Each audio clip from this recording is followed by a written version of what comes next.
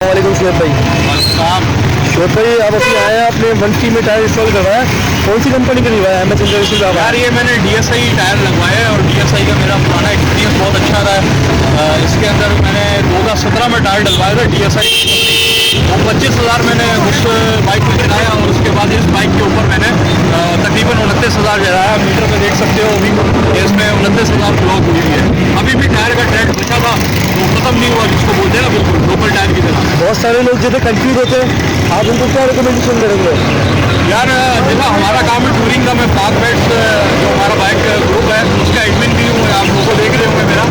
तो हम तो लोग ये रिकमेंड करते हैं यार लोकल टायर की तरफ आ जाए। अगर आपका बजट है तो आप जो है छोटे टायर की तरफ आएँ। अब इसका ये 50-60 हज़ार टायर इजीली चल जाता है, पैसों में भी इतना ही फर्क आता है।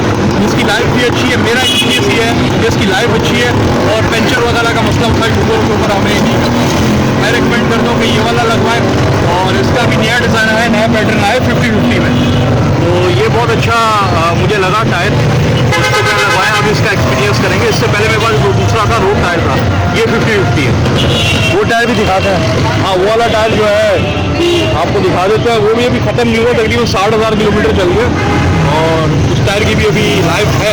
लेकिन मैंने 2017 से चल रहा था तो मैंने रिस्क नहीं लिया, क्योंकि टायर की भी एक लाइफ होती है, इतना ज़्यादा रबर नहीं यूज़ करते, तो मैंने उसको जो है चेंज करा दिया। अब इसका ट्रेड देखेंगे बिल्कुल गंजा नहीं हुआ, ये सही है अभी भी।